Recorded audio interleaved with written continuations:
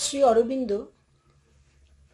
তাঁর জীবনের তপস্যার ফলটি তার কবিতাগুলির মধ্যে যেন উজাড় করে দিয়েছেন,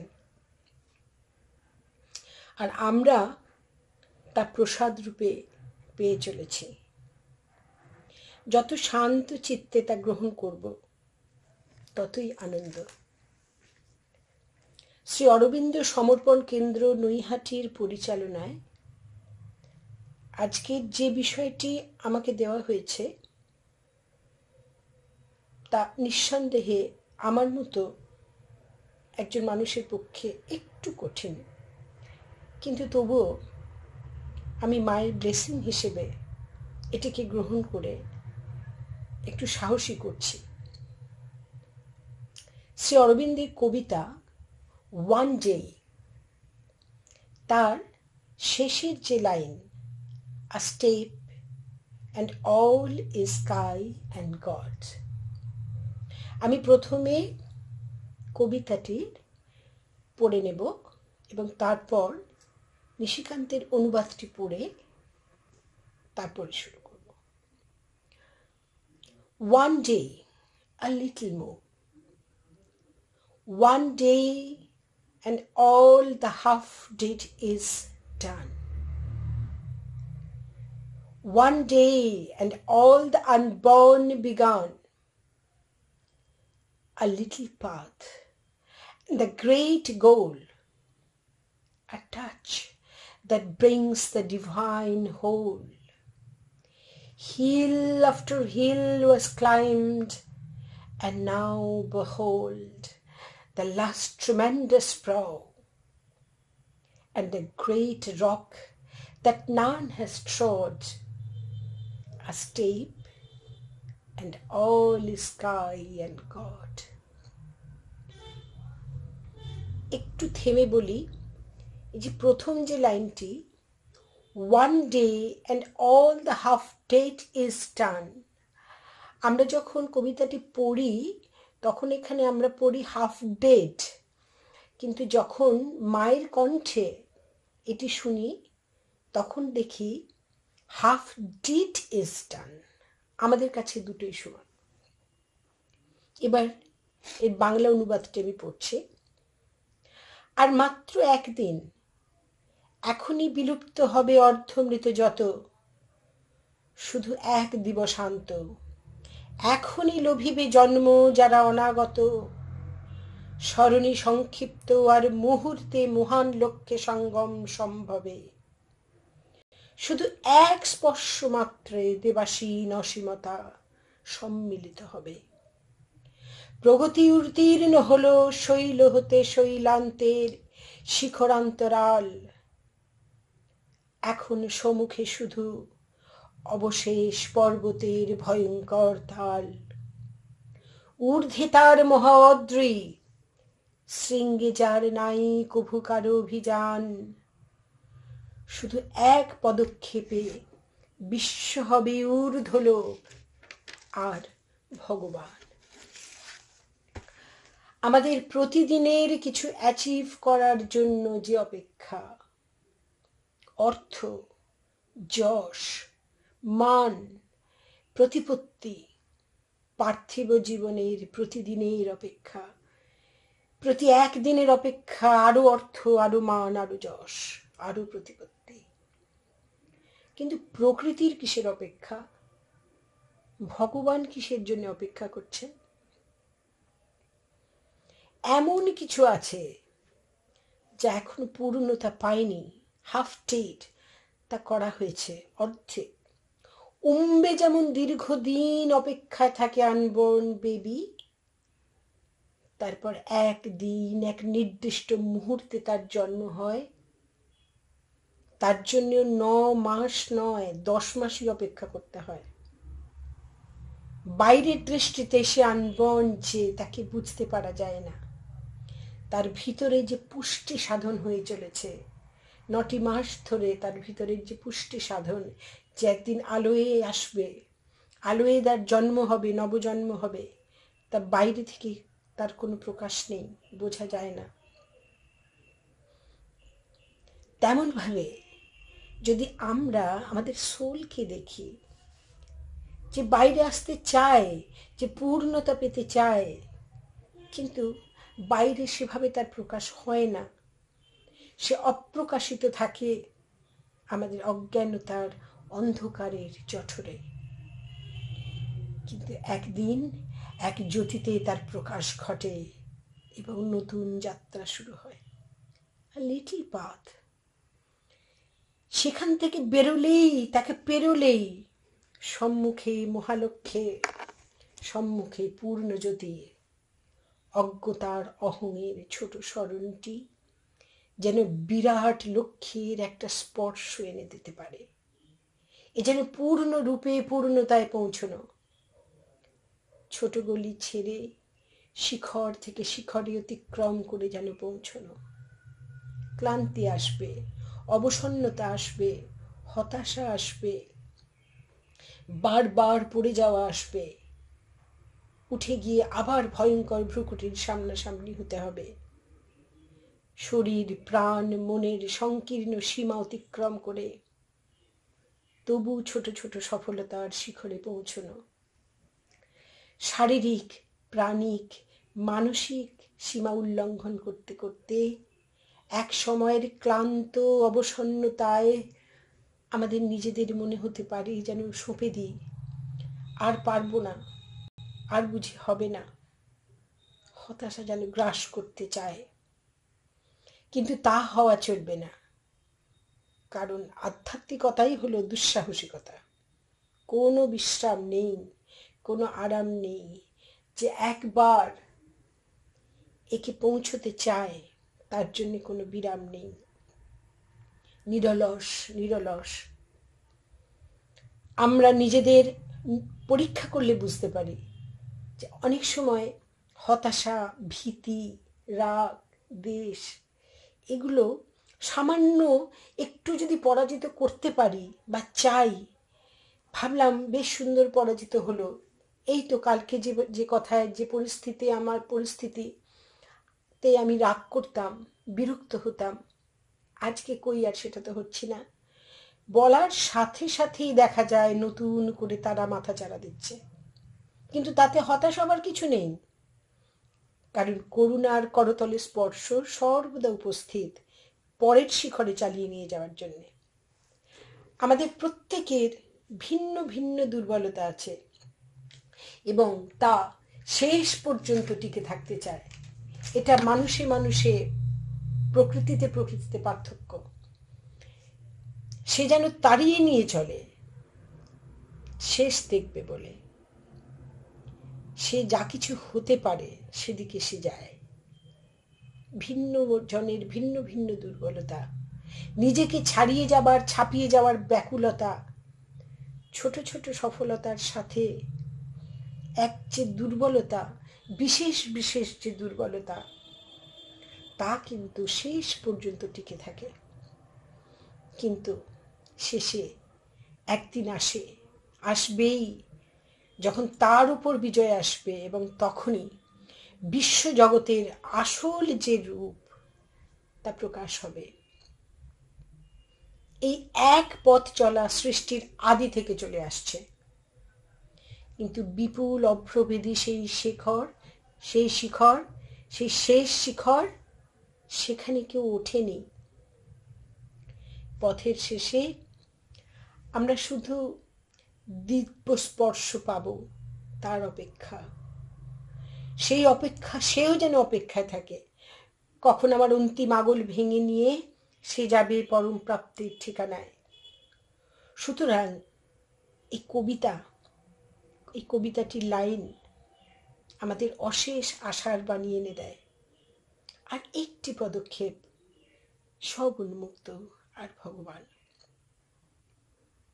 আমরা জানি না আমরা এই পথে কোন অবস্থানে আছি, কার কোথায় কত দূরে অবস্থান জানি না। মা তা জানা পছন্দও করতেন না। বহু চেষ্টার বিফলে ব্যর্থতা, হতাশা যখন গ্রাস করে, যখন মনে হয় আমার আর তাহলে কোনো আশা নেই, এবার বুঝি অসহায় তৃণখণ্ডের মতো বানের জলে ভেসে যাব, তখন এই কবিতার শেষের শব্দগুলি আমাদের সহায় হতে পারে। যেভাবে মায়ের কথাগুলি আমাদের জাগ্রত রাখে, don't give away, hold tight, it is when everything seems lost, then all is saved.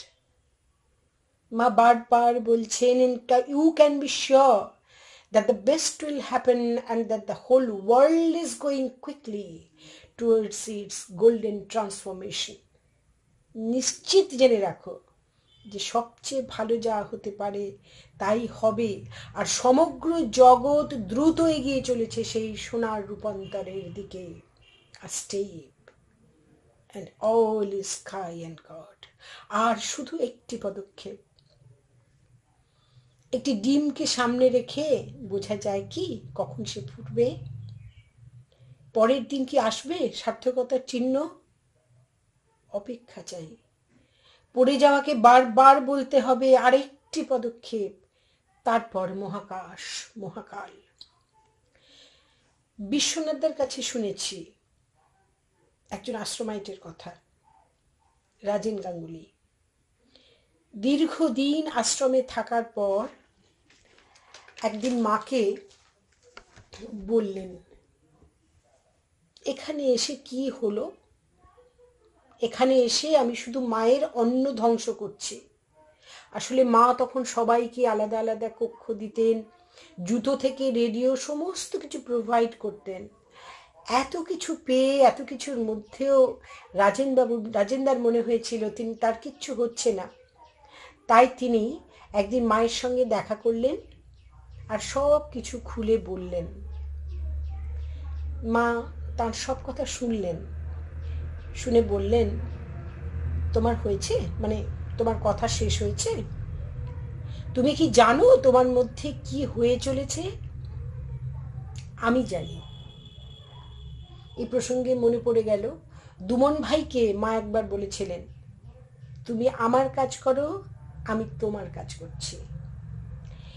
এই মুহূর্তে পৃথিবী জুড়ে উত্তরোত্তর এত ঘন অন্ধকার ঘনিয়ে উঠেছে। কেন? কেন ঘরে ঘরে এত দুর্গতি, দুর্ভোগ, দুর্ভাবনা, দুর্নীতি আমাদের এভাবে সন্ত্রস্ত করে রেখেছে, ভাবিয়ে তুলেছে?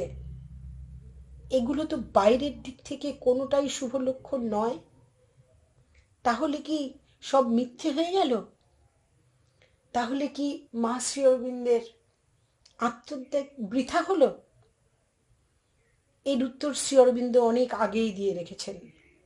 এগুলো জমা ছিল সম্ভাবনার গর্ভে। এমনকি এও বলেছেন, অবস্থা আরো খারাপ হতে পারে, কিন্তু তাতেও ঘাবড়ে যেও না। এগুলো সবই অস্থায়ী, সাময়িক। একটু ধৈর্য ধরে অপেক্ষা করে মনে আশা নিয়ে থাকো। এরপরেই আসছে নবারুণের স্বর্ণালোক নিয়ে নবপ্রভাত। A step and all is sky and God. আমি মায়ের একটা প্রেয়ার পড়ছি, প্রেয়ারের কিছুটা অংশ পড়ছি। এটি 1914-এর 8th November। কিছুটা পড়ছি। The nights follow the days. New dawns unweariedly succeed to past dawns, but always there mounts the scented flame that no storm wind can force to vacillate. Higher it climbs and higher, and one day attains the vault still closed, the last obstacle opposing our union. And so pure, so erect, so proud is the flame that suddenly the obstacle is dissolved. Then thou appearest in all thy splendor, in the dazzling force of thy infinite glory.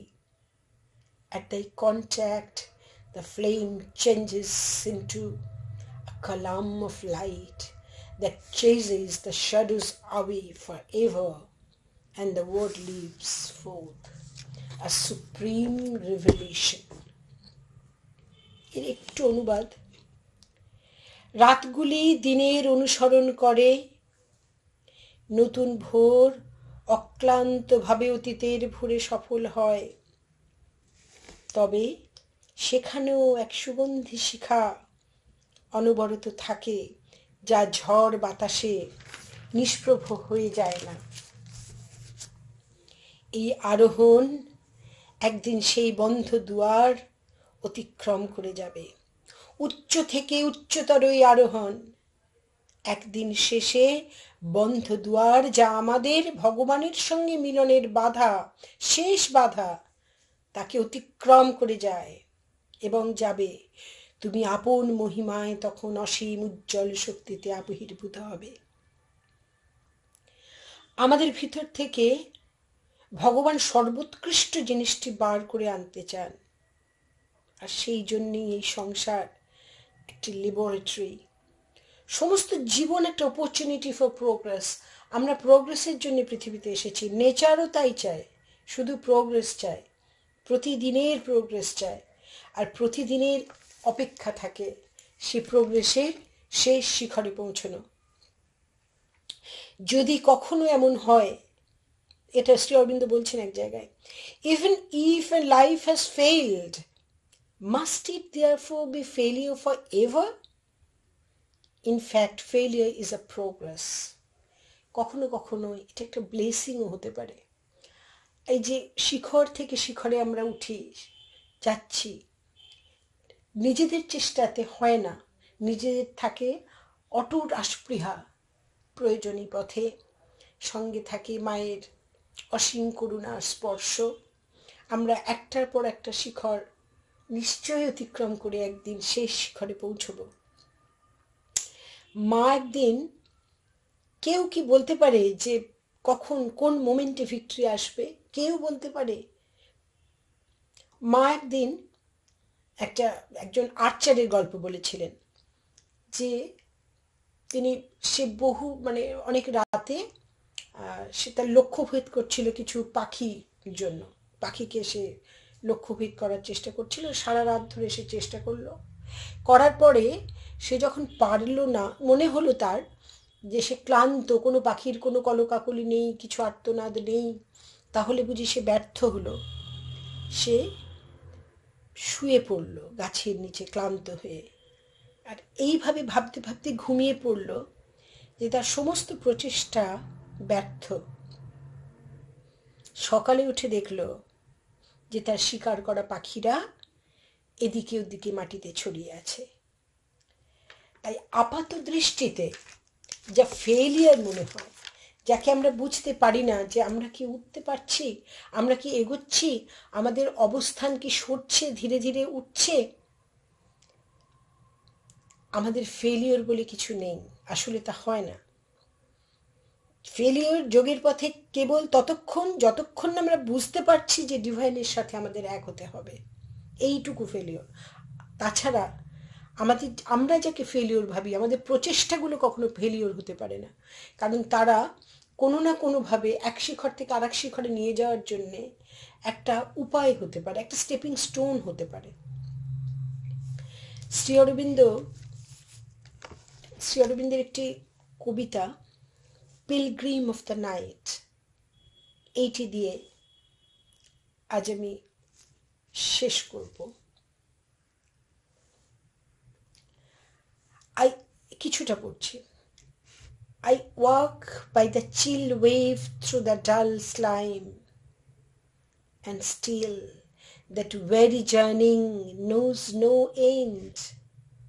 Lost is the lustrous Godhead beyond time. There comes no voice of the celestial friend.